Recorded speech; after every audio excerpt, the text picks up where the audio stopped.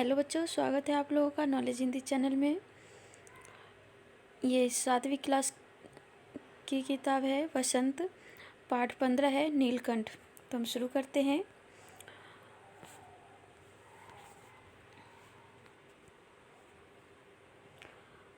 उस दिन एक अतिथि को स्टेशन पहुंचा कर लौट रही थी कि चिड़ियों और खरगोश की दुकान का ध्यान आ गया और मैंने ड्राइवर को उसी ओर चलने का आदेश दिया।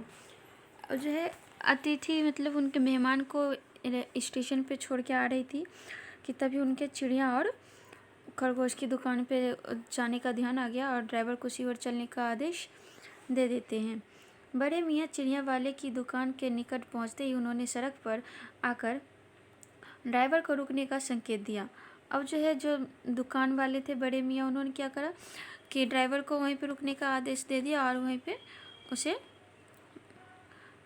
ड्राइवर को रुकने का संकेत दे दिया और वो कोई क्वेश्चन उससे पूछती उससे पहले ही बड़े मियाँ जी उसे सलाम गुरुजी कहना शुरू कर दिया और बोलने लगे कि पिछली बार आने पर आपने मोर के बच्चों के लिए पूछा था। शंकरगढ़ से एक चिड़ीमार 2 मोर के बच्चे पकड़ लाए हैं। एक मोर है, एक मोरनी। अब वो कहते कि पहले जब आप पिछली बार आई थी तो वहाँ पे आपने मोर के बच्चों के लिए पूछा था, तो अब वहाँ पे शंकरगढ़ से एक चिड़ीमार ने 2 मोर को पकड़ के लाए हैं, जो कि एक मोर है और एक मोरनी। आप पाल लें। मोर के पंजों से दवा बनती है, तो ऐसे ही लोग खरीदने आए थे। अब जो क्या कहते हैं, मोर के पंजे जो होते हैं उससे क्या बनते हैं, दवाई। आखिर मेरे सीने में भी तो इंसान का दिल है, मारने के लिए ऐसी मासूम चिड़ियों को कैसे दूं। अब वो बोलते हैं कि मेरे सीने में भी तो इंसान का ही दिल है, लेकिन मैं किसी को मारने के लिए ये मोर कैसे दे दूं। टालने के लिए मैंने कह दिया गुरुजी ने मंगवाए हैं। और बात को टालने के लिए क्या कह दिया कि अब ये कौन मंगवाया है मोर, तो गुरुजी ने मंगवाए हैं। वैसे तो कमबख्त रोजगार ही खराब है, बस पकड़ो पकड़ो मारो मारो। अब जो है क्या कहते हैं, ये जो रोज़गार है वो क्या है, बहुत ही ख़राब है और उसमें क्या होता है, बस पकड़ो और मारो। बड़े मियाँ की भाषण की तूफान मेल के लिए कोई निश्चित स्टेशन नहीं है। सुनने वाला थक कर जहाँ रोक दे वहीं स्टेशन मान लिया जाता है। जब बड़े मियाँ एक बार बोलना शुरू कर देते हैं तो मतलब कि वो बोलते ही रह जाते हैं। अगर कोई उन्हें रोक दे बोलने के लिए तो तभी वो स्टॉप होते हैं, नहीं तो तभी वो रुकते, नहीं तो अपना बोलते ही जाते हैं।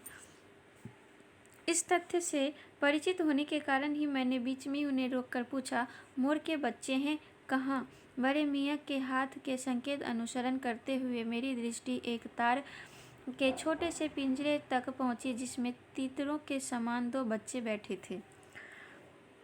पिंजरा इतना संकीर्ण था कि वे पक्षी शावक जाली के गोल फ्रेम में किसी जड़े चित्र जैसे लग रहे थे। अब जो है वो जानते थे कि बड़े मियाँ बोलना नहीं रुकते हैं। जब वो बोलना शुरू करते हैं तो बोलते ही चले जाते हैं। तो इस बात को उन्हें याद करते हुए उन्होंने उसको बीच में ही रुका दिया और उन्हें पूछ दिया कि मोर कहाँ है, मोर के बच्चे। तो वो बड़े मियाँ ने हाथ से इशारे करते हुए बताया कि वहाँ है। और वहाँ पे एक छोटी सी पिंजरे, जो तार के पिंजरे थे, उसमें वो मोर के बच्चे बैठे हुए थे। जहाँ पे पिंजरा इतना छोटा, संकीर्ण का मतलब था छोटा छोटा दिख रहा था पिंजरा, कि उसमें पक्षी जो बैठे हुए थे वो जाली बस एक फ्रेम चित्र के जैसे ही वो बस दिख रहे थे।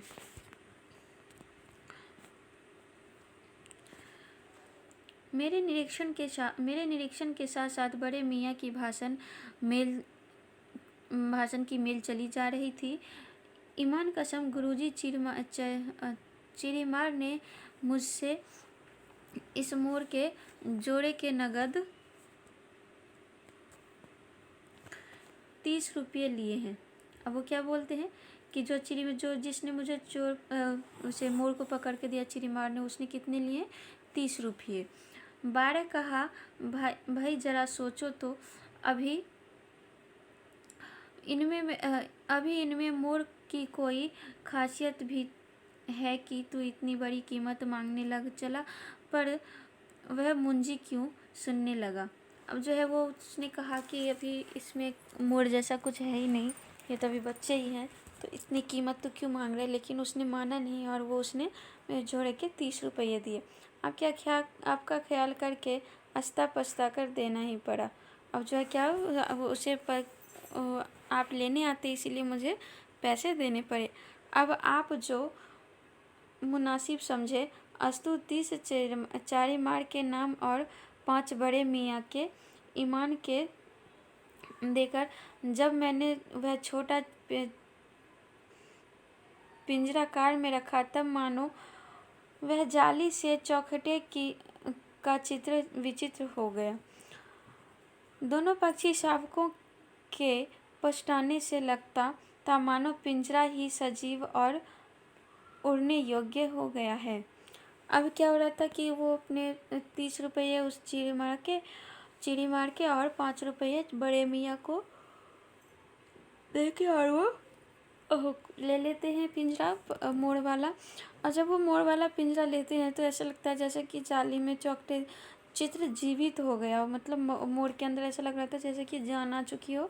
वहाँ पे ऐसा मोड़ जो उसके दुकान में था जब, तो वहाँ पे वो ऐसे पड़े हुए थे जैसे कि इसके अंदर जान है ही नहीं, मानो पिंजरा ही सजीव है और उसे उड़ने योग्य आ गया। मतलब कि पिंजरा के, अब वो पिंजरे में से क्या हो गया, वो मोर उड़ने योग्य, मतलब उड़ने लायक लगा था जैसे बन चुका है।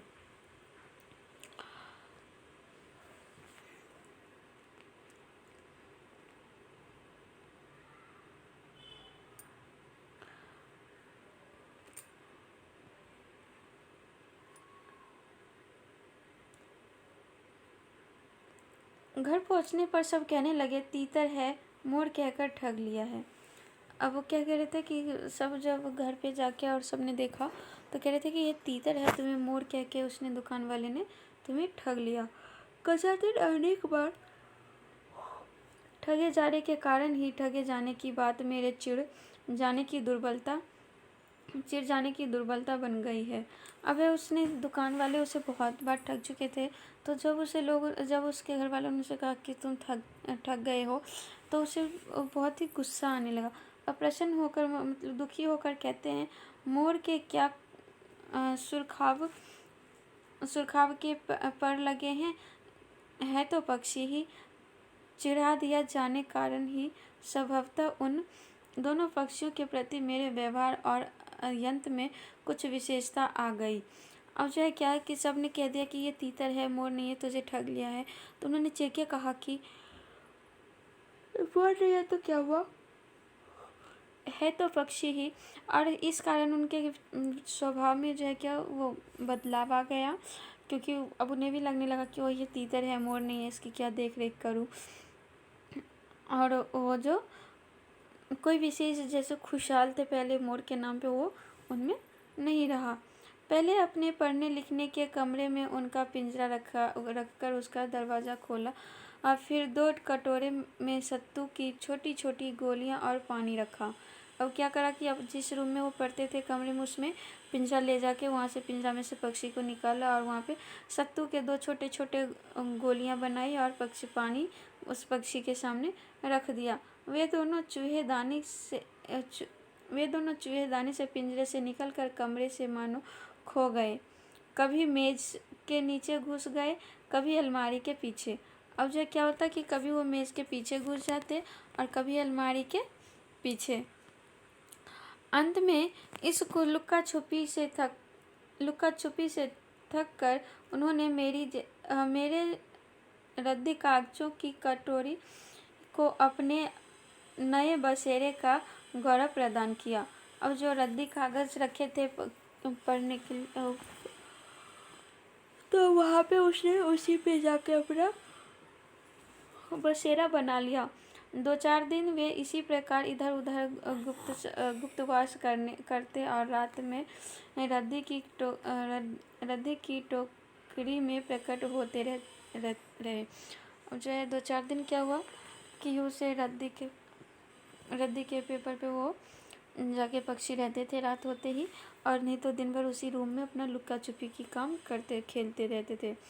फिर अस्वस्थ हो जाने पर कभी मेरी मेज पर, कभी कुर्सी पर और कभी मेरे सिर पर अचानक आविर्भूत होने लगे। खिड़कियों में तो जाली लगी थी, पर दरवाजे मुझे निरंतर बंद रखना पड़ता था। अब जो है पक्षी इधर उधर भाग रहे थे तो खिड़की तो बंद ही रहते थे जाली की वजह से, लेकिन दरवाजे खुला रहते थे तो इसलिए उसको क्या करना पड़ता था, हमेशा बंद करके रखना पड़ता था।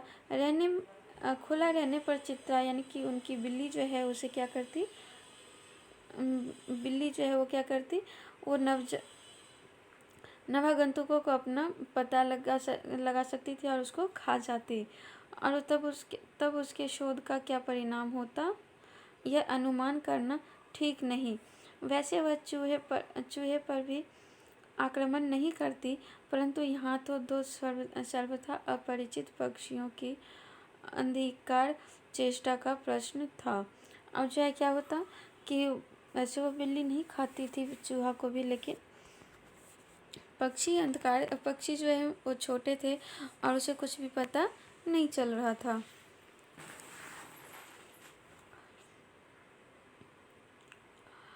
परंतु यहाँ पर दो सर्वथा अपरिचित पक्षियों का अंधकार चेष्टा का प्रश्न था। उनके लिए दरवाज़ा बंद रहे और ये दोनों उसकी दृष्टि में ऐसे गैर मेरी मेज पर अपनी सिंहासन बना ले। यह स्थिति चित्रा जैसी अभिमानिनी मर्जारी के लिए असह्य ही कही जाएगी। अब जो है चित्रा जो है बहुत ही अभिमानी थी, यानी कि उसमें बहुत ही कुट करके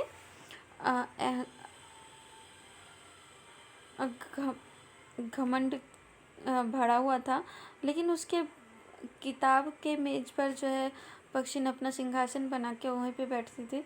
ये उसके लिए क्या होता था कि बहुत ही असह्य होती थी, मतलब इसे बर्दाश्त करने के बाहर की बात थी, लेकिन फिर भी पक्षी को वो कुछ नहीं कहती थी। जब मेरे कमरे का कायाकल्प चिड़िया खाने के रूप में होने लगा, तब मैंने बड़ी कठिनाई से दोनों चिड़ियों को पकड़कर जाली के बड़े घर में पहुंचाया, जो मेरे जीव जंतुओं के सामान्य निवास है।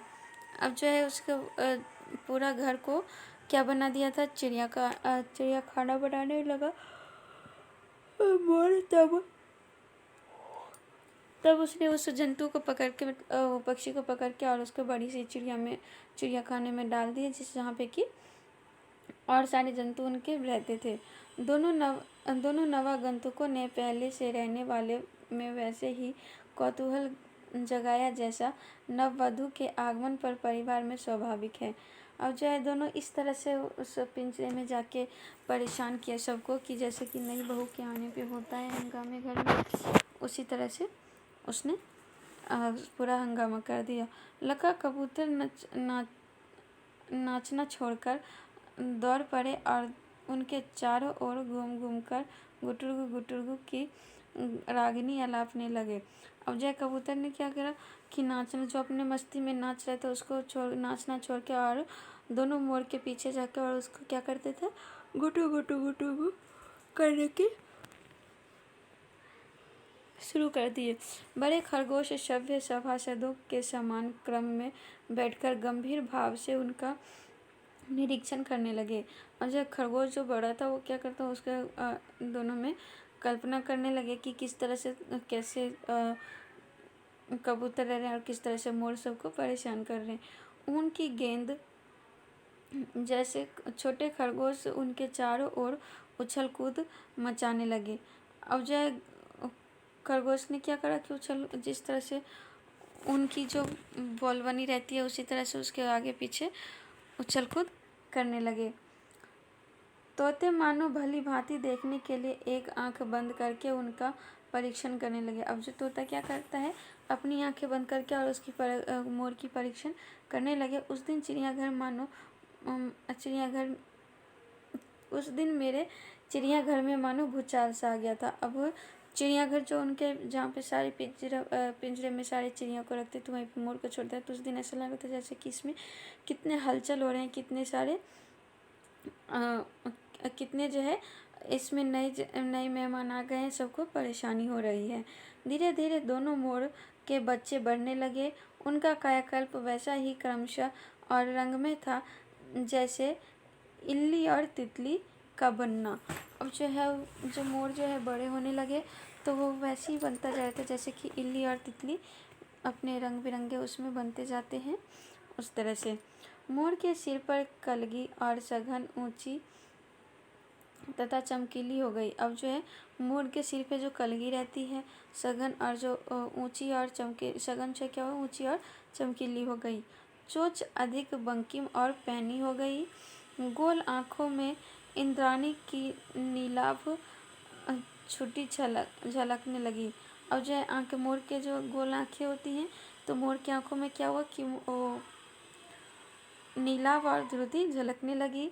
लंबी नील हरित ग्रीवा की हर भंगिमा में धूप छाई तरंगे उठने गिरने लगी। अब जो है क्या हुआ कि नील हरित ग्रीवा जो है उसमें क्या हुआ, वो धूप छाई मतलब कि मोर के जिस तरह से रंग बिरंगे पंख रहते वो वहाँ पे इस तरह से रंग बिरंगे अब वहाँ पे होने लगे। दक्षिण वाम दोनों पंखों में सलेटी और सफ़ेद आलेख स्पष्ट होने लगे। लंबी पूँछ हुई और उनकी पंखों पर चंद्रिकाओं की इंद्रधनुषी रंग उद्दीप्त हो उठे।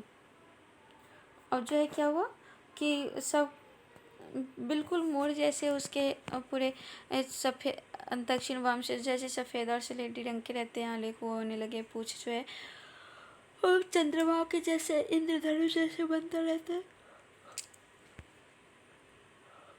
उसी तरह से पूरे पूँछ बनने लगे। रंग रहित पैरों को गर्वीली गति ने एक नई गरिमा से रंजित किया। उसका गर्दन ऊंची कर देखना, विशेष भंगिमा के साथ उसे नीची कर दाना चुगना, पानी पीना, टेढ़ी कर शब्द सुनना आदि क्रियाओं में जो सुकुमारता और सौंदर्य था, उसका अनुभव देखकर ही किया जा सकता है। गति का चित्र कहीं आंका जा सकता है। अब जो है क्या था कि जिस तरह से मोर के उसके झुक के दाना खाने, पानी पीना, टेढ़ी गर्दन करके सभी का शब्द सुनना, उस वो जो रहती है बातें अनुभव करने के लिए, बस जब हम सामने में ये सारी चीज़ें देखते हैं तभी वो चीज़ें हमें समझ में आती है कि हाँ ऐसा है, ये है। बाकी इसके जो चित्र हमारे मन में उभरता है कि ऐसे मोर सुनते हैं, इस तरह से वो गर्दन झुका के खाना खाते हैं, अपने पानी पीते हैं, बातें सुनते हैं, तो वो बस हम कल्पना कर सकते हैं, लेकिन वो उस तरह से हमें एहसास नहीं होता है। मोरनी का विकास मोर के समान चमत्कारिक तो नहीं हुआ, परंतु अपनी लंबी धूप छाई गर्दन, हवा में चंचल कलगी, पंखों की श्याम श्वेत पत्र लेखा मंथन गति आदि से वह भी मोर की उपयुक्त सहचारिणी होने का प्रमाण देने लगी। अब जो है मोर तो अचानक से बड़े हो गए, लेकिन मोरनी जो है वो मोर के जैसे तो बड़ी नहीं हुई, लेकिन उसका भी जो लंबी दुबछाई गर्दन और लंबी गर्दन जो होती है वो हवा में उसकी कलगी जो हिलते डुलते रहते, पंख में जो श्याम श्वेत बना रहता था, जिस तरह से सब सतरंगी बने रहते हैं पंख उसके, और इस तरह से वह भी उसे ऐसा लग रहा था जैसे कि ये सहचारिणी बन गई, यानी कि दोनों एक दूसरे के साथ चढ़ने के लिए एक दूसरे के हिस्सेदारी बन गई। नीलाभ ग्रीवा के कारण मोर का नाम नीलकंठ और उसकी छाया के समान रहने के कारण मोरनी का नामकरण हुआ राधा। अब जो है नीलाभ यानी कि उसके जो कंठ जो है नीला रहते हैं मोर के, तो इसीलिए उसका नाम क्या रख दिया गया, नीलकंठ। और मोरनी को उसकी छाया रहती है, हमेशा उसकी परछाई रहती है मोर के, तो उसका नाम क्या रख दिया गया, राधा। मुझे स्वयं ज्ञात नहीं कि नीलकंठ ने अपने आप को चिड़ियाघर के निवासी जीव जंतुओं का सेनापति और संरक्षक नियुक्त कर लिया। अब जो है नीलकंठ ने क्या करा, जितने भी चिड़ियाघर में उसके जितने भी पक्षी थे उस पिंजरे में, सबको अपना वो राजा नियुक्त कर लिया, यानी कि सेनापति बन गया सब पक्षी के। सवेरे ही वह सब खरगोश, कबूतर आदि की सेना एकत्र कर उसे ले चला जाता जहाँ दाना दिया जाता। अब जो है सब सवेरे वो क्या करता कि जहाँ भी दाना दिया जाता वहाँ पे उसे सब पक्षी को अपने साथ लेके चला जाता और घूम घुमा कर मानो सबकी रखवाली करता रहता। और जो है किस इस तरह से वो करता कि सबकी रखवाली कर रहा है। किसी ने कुछ गड़बड़ की और अपनी तीखे चंचू प्रहार से उसे दंड देने दौड़ा। अब जो है अगर कोई पक्षी गड़बड़ कर देता था, किसी को चोट लग जाती है फिर कुछ भी, तो जो मोर है अपने जो उसके चोंच इतने तीखे थे, तेज नुकीलेदार, उससे क्या करते थे, उसको दंड देने यानी कि चोंच उसे मारने लगते थे कि तूने ऐसा क्यों करा।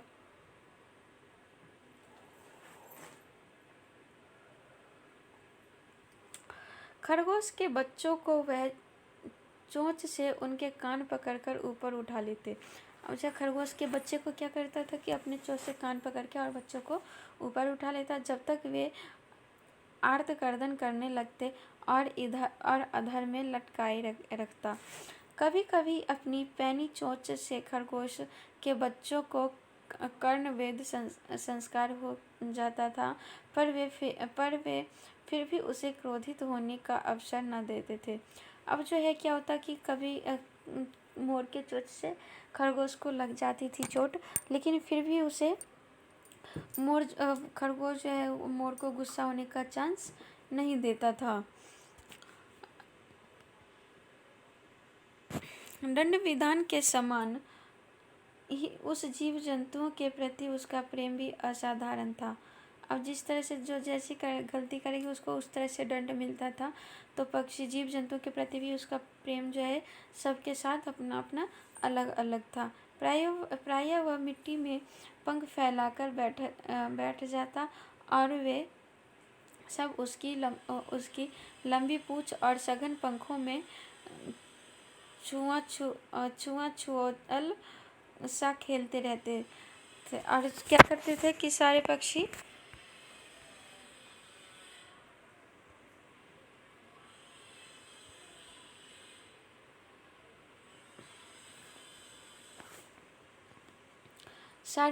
जो है उसी पे वो मोर जो है मिट्टी में पंख फैला कर अपना बैठ जाते हैं और सारे पक्षी जानवर जितने भी थे उसके लंबी पूँछ पे अपने उसके पंख फैला के रखती थी और उस पर वो खेलती रहती थी। ऐसी ही किसी स्थिति में एक सांप जाली के भीतर पहुंच गया। सब जीव जंतु भागकर इधर उधर छिप गए, केवल एक शिशु खरगोश सांप की पकड़ में आ गया। अब जो है क्या हुआ, एक सांप जो है उसमें आ गया जाली में और सारे जीव जंतु तो भाग गए, लेकिन खरगोश के बच्चे जो है उसके सांप के पकड़ में आ गया। निगलने के प्रयास में सांप उसका आधा पिछला शरीर तो मुंह में दबा रखा था, शेष आधा जो बाहर था उससे ची ची का स्वर इतना तीव्र नहीं निकल सकता था कि वो किसी को स्पष्ट सुनाई दे सके। अब जो है खरगोश को जब उसने पकड़ लिया तो आधा शरीर तो सांप के मुंह में चला गया था और जो आधा शरीर बाकी था वो भी उससे भी इतना तेज स्वर नहीं निकाल पा रहा था कि वो किसी को सही तरीके से सुनाई दे। नीलकंठ दूर ऊपर झूले में सो रहा था। हाँ, उसी के चौकन्ने कानों में उस मंद स्वर की व्यथा पहचानी और वह पूछ पंख समेटकर सर पर एक सर से एक झपटे के नीचे आ गया। संभवतः अपनी सहज चेतना से ही उसने समझ लिया कि सांप के फन पर चोंच मारने से खरगोश घायल हो सकता है। अब जो है मोर जो है ऊपर नीलकंठ जो था ऊपर वो झूले में सो रहा था कि तभी उसे नीलकंठ को ही जो खरगोश की स्वर थी, वो धीमी स्वर थी, वो सुनाई दिया। और उसने अपने पूंछ पंख सब समेट कर और झपेटने की कोशिश की, लेकिन उसे पता था कि अगर मैं झपेटे मारूंगा तो क्या होगा, वो खरगोश को चोट लग जाएगी और खरगोश घायल हो जाएगा। उसने सांप के फन के पास पंजों पंजों का पंजों से दबाया, फिर चोंच से इतने प्रहार किए कि वो अधमरा सा हो गया।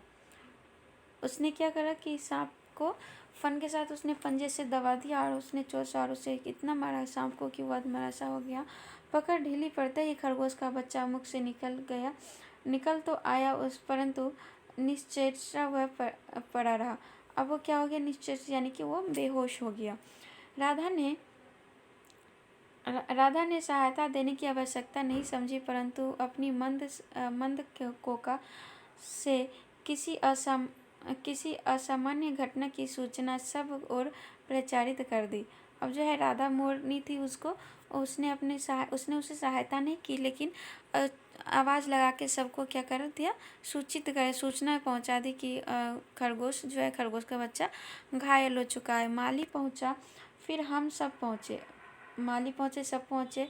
नीलकंठ जब सांप के दो खंड हो चुका, तब उस शिशु खरगोश के पास गया और रात भर उसे पंखों के नीचे उसे उष्णता से देखता रहा। कार्तिकेय ने अपने युद्ध वाहन के लिए मयूर को क्यों चुना होगा, यह उस पक्षी का रूप और स्वभाव देखकर समझ में आ जाता है। अब जो है कहते कार्तिकेय ने अपने वाहन के रूप में जो है मोर को क्यों चुने, वो उसको देख के, इसका रूप और इसकी समझदारी को देख के समझ में आ रहा है। मयूर कालप्रिय वीर है। मोर जो है क्या होता है, कालप्रिय वीर होता है, यानी कि काल पर भी उसकी क्या होती है, जीत होती है। हिंसक मात्र नहीं, इसी से उसे बाज, चील और की श्रेणी में रखा जा सकता है। मोर को जो किसमें बाज, चील की श्रेणी में रखा जा सकता है, उनका जीवन ही क्रूर कर्म है। जीवन क्या है, क्रूर क्रम है, यानी कि जो उसे छोटी छोटी जीव जंतुओं को जो दिक्कत देते हैं, सांप के जो है उसे वो क्या करते हैं, वो उसे मार डालते हैं। नीलकंठ में उसकी जातिगत विशेषता तो थी ही, उनका मानवीकरण भी हो गया था। मेघों की सांवली छाया में अपने इंद्रधनुष के गुच्छे जैसे पंखों को मंडलाकार बनाकर जब वह नाचता था, तब उस नृत्य में एक सहजात लय ताल रहता था। अब जो क्या है कि वो जब बारिश लगती थी तो वो इंद्रधनुष अपने पंखों को फैलाकर और उसमें जब जो डांस करता था वो बहुत ही सुहावना लगता था देखने में। आगे पीछे दाहिने क्रम में घूमकर वह किसी अलक्ष्य सम पर ठहर जाता था। अब क्या करता था, आगे पीछे सब तरीके के वो घूम घूम के वो नाचता था। राधा नीलकंठ के समान नहीं नाच सकती थी, परंतु उसकी गति में भी एक छंद रहता था। राधा जो थी वो नीलकंठ के जैसे नाच तो नहीं सकती थी, लेकिन उसकी जो नाचने का जो गति रहता था उसमें भी एक छंद रहता, उसमें भी एक अनोखा मिलन रहता था। वह नृत्य मगन नीलकंठ की दाहिनी ओर पंख के छूती हुई बाईं ओर निकल आती थी और बाएं पंख को स्पर्श कर दाहिनी ओर। क्या इस प्रकार उसकी परिक्रमा में भी एक पूरक ताल परिचय मिलता था। अब जो है क्या होता था कि जब नीलकंठ नाचता था तो फिर राधा जो है नृत्य करते छंद की तरह लय मिलाते हुए वो क्या करती कि उसकी दाहिनी ओर से पंख को छूती हुई बाईं ओर से निकल जाती और बाईं ओर से पंख को स्पर्श करते हुए दाहिनी ओर से निकल जाती। इस तरह से उसका सुर और ताल दोनों का मिलता रहता था। नीलकंठ ने कैसे समझ लिया कि उसका नृत्य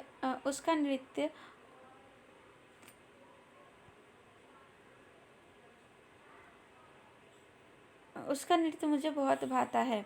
अब जो है कहते हैं कि नीलकंठ ने कैसे समझ लिया कि उसका जो नृत्य है मुझे बहुत भाता है, यह तो नहीं बताया जा सकता, परंतु अचानक एक दिन जब वह मेरे जाली घर के पास पहुंचते ही अपने झूले से उतरकर नीचे आ गया और पंखों का सतरंगी मंडलाकर छाता तानकर नृत्य की भंगिमा में खड़ा हो गया। तब से यह नृत्य का कर्म बन गई। प्रायः मेरे साथ कोई न कोई देशी विदेशी अतिथि भी पहुंच जाता था और नीलकंठ की मुद्रा को अपने प्रति सम्मानपूर्वक समझकर विभूत हो उठता था।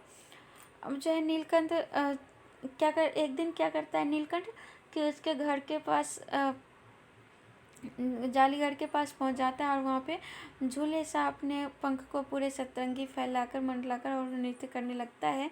तब उसे बहुत ही अच्छा लगता है और जब भी उसे नीलकंठ की क्या होती है, उससे वहाँ पे कोई देशी विदेशी लोग उसके साथ ज़रूर ही देखने को जाते थे।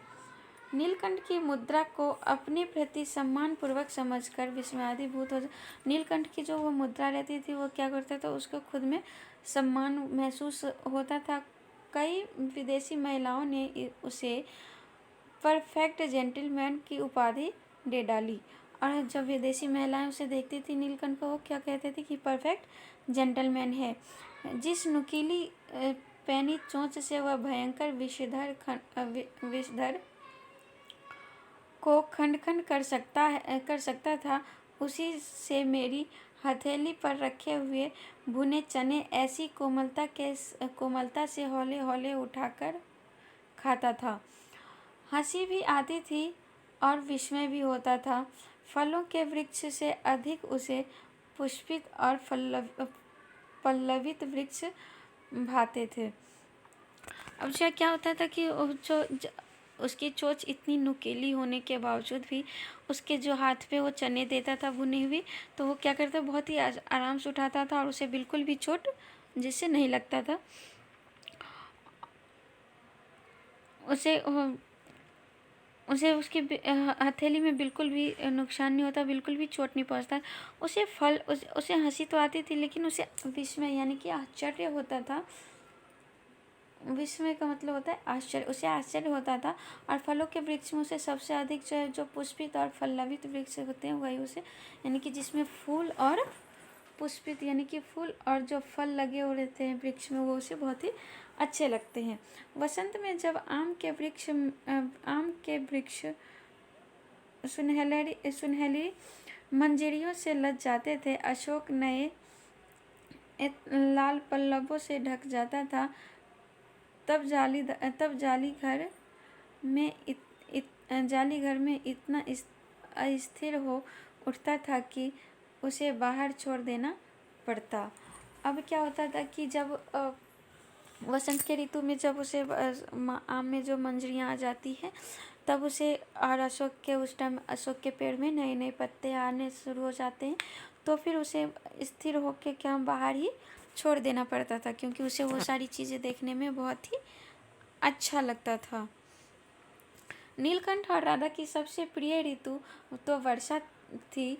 मेघ की उम्र आने से पहले ही वे हवा में उसकी सजल आहट पा लेते थे। अब जो है मेघ आने से पहले ही क्या हवा की रफ्तार से उसे पता चल जाता था कि आज मेघ होने वाली यानी कि बारिश होने वाली। तब उसकी मंद कोका की गूंज अनुगूंज तीव्र से तीव्रतर होती हुई मानो बूंदों के उतरने के लिए सोपान पंक्ति बनने लगती थी। मेघ के गर्जन के ताल पर ही उसके तन्मय नृत्य का आरंभ होता था। अब जो मेघ बादल जिस तरह से गरजता था, उसी तरह से उसके नाचना शुरू होता था और फिर मेघ जितने अधिक गरजता, बिजली जितनी अधिक चमकती, बूंदों की रिमझिमाहट जितनी तीव्र हो जाती, नीलकंठ के नृत्य का वेग उतना ही अधिक बढ़ता जाता और केका का स्वर उतना ही मंद से मंदतर होता जाता। अब जो जितनी तेज बारिश, जितनी बादल गरजते थे, वो नीलकंठ उतना ही अधिक नाचना शुरू करता था, और जो केका थी उसकी जो आवाज़ है वो क्या होती थी, कम होती जाती थी। वर्षा के थम जाने पर वह दाहिने पंजे पर दाहिना पंजा और बाएं पंजे पर बायां पंख फैलाकर सुखाता। कभी कभी वे दोनों एक दूसरे के पंखों से टपकने वाली बूंदों की चोट